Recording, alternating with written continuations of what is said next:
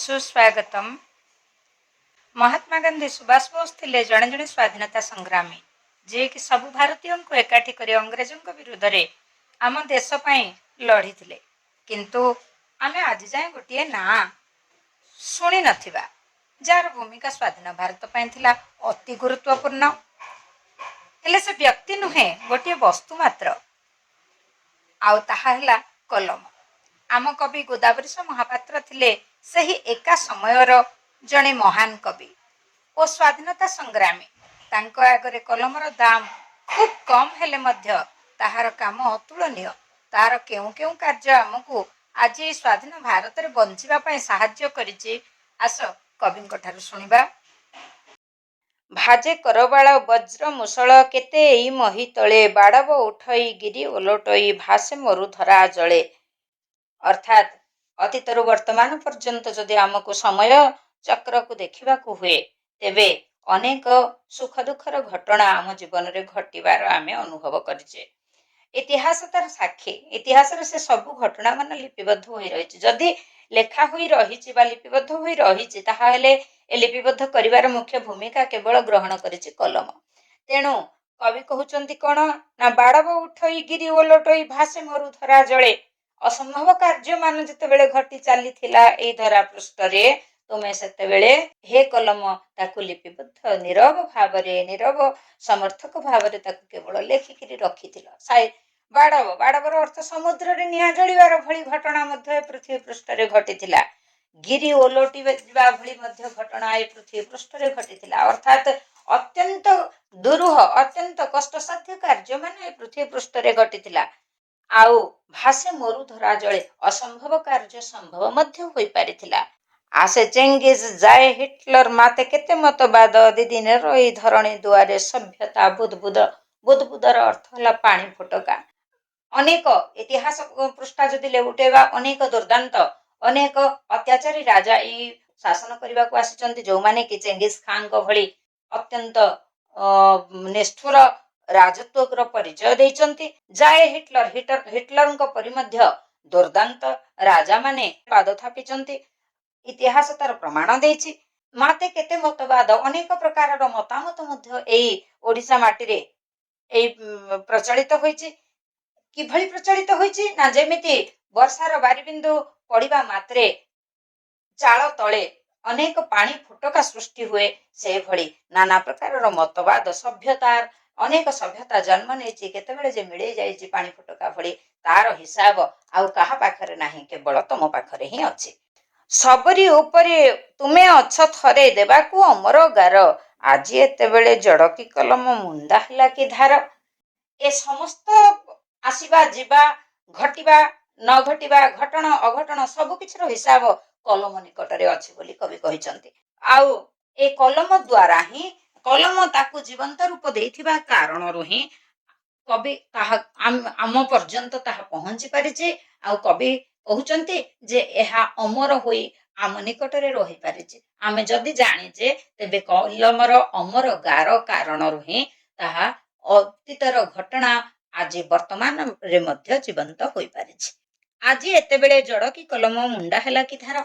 आज किंतु कलम मुंडा पालटी जाइछि। अर्थात प्राचीन साहित्यर जो महत्व थिला प्राचीन साहित्यर जो मर्यादा थिला आज ओडिया साहित्य रे सेही प्रकार मर्यादावंत सृष्टि देखिबा को मिलु नाही। अतीत सहित वर्तमान को तुलना करू करू कवि महोदय कलम को तार प्रकृत परिचय प्रकृत कर्तव्य प्रकृत कर्म कथा मने पकाई देइचंती एवं अतीतरु वर्तमान पर्यंतर एक तुलनात्मक विचार उपस्थापना करी जागरूक कराइबा पाई चेष्टा भी करिचंती। आउ प्रश्न करिचंती जे हे कलम तुमर धार मुंडा होई गलानी कि अर्थात तुमे लेखि लेखि सबु घटना दुर्घटना मान लेखिकरी रखु रखु तुमे तुमर धार को हराई बसिछ कि।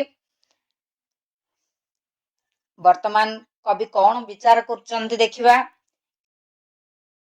हे कलम मोर अति आपणार अंतर कथा कह देखिच कि एते सत्य नाम रे छलना दुर्विसह जहा सही हुए नाही।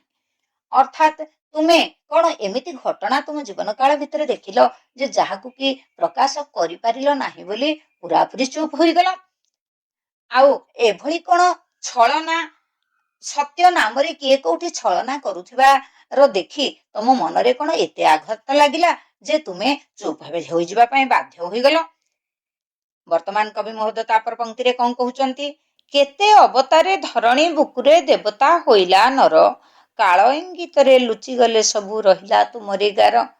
ଆମେ ଆମର ପୁରାଣ ସାହିତ୍ୟଠୁ ଆରମ୍ଭ କରି ବର୍ତ୍ତମାନ ପର୍ଯ୍ୟନ୍ତର ଆଧୁନିକ ସାହିତ୍ୟ ପର୍ଯ୍ୟନ୍ତ ପ୍ରତ୍ୟେକକୁ ଯଦି ଗୋଟିଏ ଗୋଟିଏ ପୃଷ୍ଠା ବୋଲି ମନେ କରିବା, ଏ ସବୁ ପୃଷ୍ଠା ଆଜି ଆମ ଆଗରେ ବିଦ୍ୟମାନ କେବଳ କଲମ ଯୋଗୁଁ ହିଁ। ଯୁଗେ ଯୁଗେ କଲମ ଭିନ୍ନ ଭିନ୍ନ ରୂପରେ ଆମ ପାଇଁ ଅତୀତକୁ କେବଳ ସାଇତିକି ରଖିଛି। ଆଉ ଏଇ କଲମ ଦିନେ ଲେଖନୀ ରୂପରେ ଈଶ୍ୱରଙ୍କର ହାତରେ ମଧ୍ୟ ସ୍ଥାନ ପାଇଥିଲା, ଯାହାକି ପୁରାଣ ସାହିତ୍ୟ ସୃଷ୍ଟି କରିଥିଲା। ଆଉ ବର୍ତ୍ତମାନ କବିମାନଙ୍କର ହାତରେ ସ୍ଥାନ ପାଇଥିଲା, ଯାହାକି ଆମ ପାଇଁ, ଆମ ଜାତି ପାଇଁ ଏକ ପ୍ରେରଣାଦାୟୀ ତଥ୍ୟ ରୂପେ ପରିଗଣିତ ହୋଇଥିଲା। ଆଜି କିନ୍ତୁ ସେଇ କଲମ ମୁନରୁ ଆଉ ଲେଖା ପ୍ରକାଶ ପାଇପାରୁନାହିଁ। ଆଜି ସାହିତ୍ୟ ଦୁର୍ବଳ, ସାହିତ୍ୟ ଭିତରେ ଆଜି ଆଉ ଆତ୍ମା ନାହିଁ। ଆଜି ଚତୁର୍ଦିଗରେ ଛଳନା ଘେରି ରହିଛି। କବିଙ୍କ ମନରେ ପରୋକ୍ଷ ଭାବରେ ଏଇ ପ୍ରଶ୍ନ ଉଙ୍କି ମାରୁଛି ଯେ ବର୍ତ୍ତମାନ ସମାଜରେ ଛଳନା କାରଣରୁ ହୁଏତ କଲମ ତାର ଲେଖିବା ବନ୍ଦ କରିଦେଇଛି। ବାସ୍ତବରେ କବିଙ୍କର ଏହି ରଚନା ସ୍ୱାଧୀନତା ପୂର୍ବବର୍ତ୍ତୀ ସମୟର ଘଟଣା। ଯେଉଁ ସମୟରେ କି ଇଂରେଜ ସରକାରର ଅତ୍ୟଧିକ ଅତ୍ୟାଚାର ଦ୍ୱାରା ଅତ୍ୟାଚାରିତ ହୋଇ ଓଡ଼ିଆ ଦିନେ ଛତ୍ରଭଙ୍ଗ ଦେଇଥିଲା। ସିପାହୀ ବିଦ୍ରୋହ ପର ସମୟରେ ଯେତେବେଳେ ଅତ୍ୟାଚାରରେ ମର୍ମାହତ ହୋଇ ଓଡ଼ିଆ ନିଜର ମେରୁଦଣ୍ଡକୁ ଭାଙ୍ଗି ଦେବାର କଷ୍ଟକୁ ଅନୁଭବ କରୁଥିଲା, ସେହି ସମୟର ଘଟଣାକୁ କବି ମହୋଦୟ ପୁଣି ଥରେ କଲମ ମାଧ୍ୟମରେ ଓଡ଼ିଆ ଭିତରେ ପ୍ରାଣବତ୍ତା ସୃଷ୍ଟି କରିବା ପାଇଁ ଚେଷ୍ଟା କରିଛନ୍ତି। ତୁମେ ଗୌତମ ଶଙ୍କର ଯୀଶୁ ବଚନ ରଖିଛ ଧରି, ଜାଗ୍ରତ କର ଉଦ୍ୟତ କର ଆଉ ଥରେ ସେହିପରି। ଅର୍ଥାତ୍ କାଳର ସମୟକ୍ରମେ ଦେବତାମାନେ ଏଇ ପୃଥିବୀ ପୃଷ୍ଠରେ ଜନ୍ମଗ୍ରହଣ କରିଛନ୍ତି, ତା ମଧ୍ୟ କଲମ ଲେଖିକିରି ରଖିଛି। ଆଉ ସେମାନେ କିଭଳି ଭାବରେ ଲୀନ ହୋଇଯାଇଛନ୍ତି, ତାଙ୍କର ସମୟ କାଳ କିଭଳି ଭାବରେ ଶେଷ ହୋଇଛି, ତା ମଧ୍ୟ କଲମ ଲେଖିକି ରହିଛି। କେବେ ଗୌତମ ଆସିଥିଲେ, କେତେବେଳେ ଶଙ୍କର ଧର୍ମ ପ୍ରଚାର ପାଇଁ ଆସିଥିଲେ, କେତେବେଳେ ଯୀଶୁ ଧର୍ମ ପ୍ରଚାର ପାଇଁ ଆସିଥିଲେ, ସବୁ କିଛି କଲମ ଦ୍ୱାରା ହିଁ ଲିଖିତ ହୋଇ ରହିଛି। ହେ କଲମ, ତୁମେ ମଧ୍ୟ ବର୍ତ୍ତମାନ ମୁଣ୍ଡା ଭଳି ନିଜର ପରିଚୟ ତିଆରି ନ କରି ନିଜକୁ ଉଦ୍ୟତ କର, ନିଜକୁ ପ୍ରସ୍ତୁତ କରିଦିଅ ଯେ ବର୍ତ୍ତମାନ ଯେତେ ଛଳନା ପ୍ରତାରଣା ହଉଥିଲେ ମଧ୍ୟ ତାକୁ ବି ନିଖୁଣ ଭାବରେ ଲେଖିକିରି ରଖିବା ପାଇଁ, ସେମାନଙ୍କର ବଚନକୁ, ସେ ଏଇ ନିଷ୍ଠୁର ବଚନକୁ ଲେଖିକିରି ରଖିବା ପାଇଁ ମଧ୍ୟ ତୁମେ ପ୍ରସ୍ତୁତ ହୋଇଯାଅ। ଇତିହାସ ସାକ୍ଷୀ ଅଛି କଲମ କିଭଳି ଭାବରେ ତାର ଗୁରୁ ଦାୟିତ୍ୱ ପ୍ରତ୍ୟେକ ସମୟରେ ତୁଲାଇ ଆସିଛି। କବି ବର୍ତ୍ତମାନ କଲମର ସେହି ଗୁରୁ ଦାୟିତ୍ୱକୁ ପୁଣି ଥରେ ପାଳନ କରିବା ପାଇଁ କଲମ ନିକଟରେ ଆଗ୍ରହ ପ୍ରକାଶ କରିଛନ୍ତି। ଯେଭଳି ଭାବରେ କଲମ ଗୌତମ ଶଙ୍କର ଯୀଶୁଙ୍କର ବଚନ ଦିନେ ଧରି ରଖିଥିଲା, ଇତିହାସରେ ଯେଉଁ ଏମାନଙ୍କର ବିଷୟରେ ଲିପିବଦ୍ଧ କରିଥିଲା, ଲେଖିକିରି ରଖିବାରେ ଉଦ୍ୟତ ହୋଇଥିଲା, ଆଜି ମଧ୍ୟ ଏଇ କଳଙ୍କିତ ସମାଜର, ଆଜି ମଧ୍ୟ ଏଇ ଅତ୍ୟାଚାରିତ ସମାଜର ଛଳନା ପ୍ରତାରଣାକୁ ମଧ୍ୟ ଠକାମି, ଭଣ୍ଡାମି, ଦୂଷଣ ପେଷଣ ସମାଜରେ ଯେଉଁ ପ୍ରକାର ଅତ୍ୟାଚାର ହେଉଛନ୍ତି, ଆଉ ଅତ୍ୟାଚାରିତ ମାନଙ୍କର ଇତିହାସକୁ ଲେଖିକି ରଖିବା ପାଇଁ କବି ମହୋଦୟ କଲମକୁ ଅନୁରୋଧ କରିଛନ୍ତି। ତୁମେ ତ ଚାଲିନ ଛଳନାରେ କେବେ, ଥକିନ ଗୁଣ୍ଡାମିରେ, ପୋଷଣ ଶୋଷଣ ଦୂଷଣ ଦେଇଛ ଆଡ଼ଇ ଏକଇ ଗାରେ। ତୁମକୁ ଛଳନା କେବେ ଛୁଇଁ ପାରିନି। ତୁମେ ଗୁଣ୍ଡାମିରେ ଅର୍ଥାତ୍ ମାରପିଟ ଯୋଉଠି ହଉଛି ତାକୁ ବର୍ଣ୍ଣନା କରିବାରେ ତୁମେ କେତେବେଳେ ଥକିନା। ତୁମେ ନିଖୁଣ ଭାବରେ ପ୍ରତ୍ୟେକ ଚିତ୍ରକୁ ଇତିହାସର ପୃଷ୍ଠାରେ ଆଙ୍କିକିରି ରଖିଛ, ଲେଖିକିରି ରଖିଛ। ପେଷଣ ଶୋଷଣ ଦୂଷଣ ଦେଇଛ ଆଡ଼ଇ ଏକଇ ଗାରେ। ଯୋଉଠି ଅତ୍ୟାଚାର ହଉଛି, ଲୋକଙ୍କୁ ଜବରଦସ୍ତ କାମ କରିବା ପାଇଁ ବାଧ୍ୟ କରାଯାଉଛି, ସେଠି ତୁମେ ଏଭଳି ଭାବରେ ସ୍ୱର ଉତ୍ତୋଳନ କରିଛ, ଏଭଳି ଭାବରେ ଲେଖା ପ୍ରସ୍ତୁତ କରିଛ ଯେ ପେଷିତ ବ୍ୟକ୍ତି ନିଜ ପାଇଁ ନିଜେ ଲଢିବା ପାଇଁ ପ୍ରସ୍ତୁତ ହୋଇଛି, ସାହସ ପାଇଛି, ଜାଗ୍ରତ ହୋଇଛି। ନା ଛେଦନ କରିଛ ବନ୍ଧନ ଯେତେ, ଅନ୍ଧେ ଦେଇଛ ଆଖି, କାଳ ବକ୍ଷରେ ମହା ଅକ୍ଷରେ ପଦେ ପଦେ ଲେଖି ଲେଖି। ଯୋଉଠି ଛଳନାରେ, ଯୋଉଠି ଅତ୍ୟାଚାରିତ ବ୍ୟକ୍ତିକୁ ବିଭିନ୍ନ ପ୍ରକାରର ସମ୍ପର୍କର ଦ୍ୱାହି ଦେଇ, ବିଭିନ୍ନ ପ୍ରକାରର ଛଳନାର ଶିକାର କରି ବାନ୍ଧିକିରି ରଖାଯାଇଛି, ଏ କଲମ ତୁମେ ଶବ୍ଦ ମାଧ୍ୟମରେ ସେମାନଙ୍କୁ ମୁକ୍ତି ଦେଇପାରିଛ, ସେମାନଙ୍କୁ ବନ୍ଧନରୁ ମୁକ୍ତ କରିପାରିଛ। ଆଉ କଣ କରିଛ ନା ଅର୍ଥ ଲୋଭରେ ଅନ୍ଧ ହୋଇ ସମାଜର କ୍ଷତି ସାଧନ କରୁଥିବା ଲୋକମାନଙ୍କର ମଧ୍ୟ ତୁମେ ଆଖି ଖୋଲି ଦେଇଛ।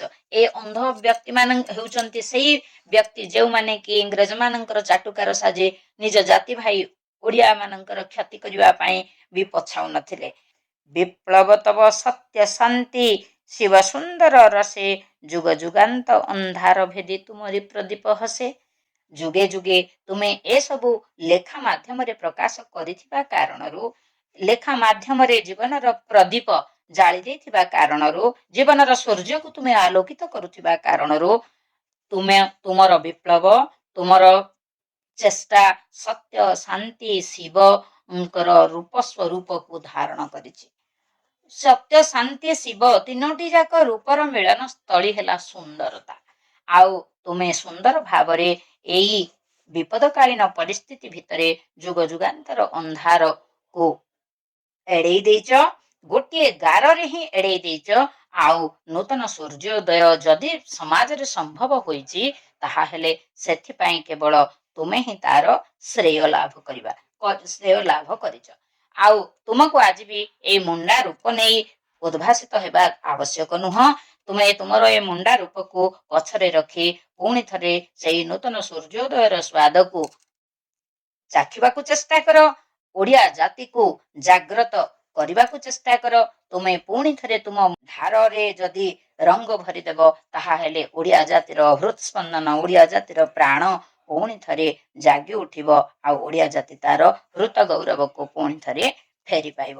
ଆଉ ଛଳନା ଲାଞ୍ଛନା ପେଷଣ ଦୂଷଣ ସମାଜ ଭିତରେ ଆଦୌ ରହିବ ନାହିଁ। ବାସ୍ତବିକ କବିଙ୍କର ଜାତୀୟତାବାଦୀ ଚେତନା ଏଭଳି ଭାବରେ କଲମ ନିକଟରେ ସମ୍ବେଦନଶୀଳ ହୋଇ ପ୍ରକାଶ ପାଇଛି। ଆଉ ଏହା ବାସ୍ତବିକ ହୃଦୟଗ୍ରାହୀ ମଧ୍ୟ ହୋଇପାରିଛି। ଆଚ୍ଛା, ଏବେ ତ ଆମେ କବିଙ୍କ ବିଷୟରେ ଜାଣିଲେ, ଆଉ କବିଙ୍କର ହାତର ଶୋଭା ପାଉଥିବା କଲମ ବିଷୟରେ ଜାଣିଲେ।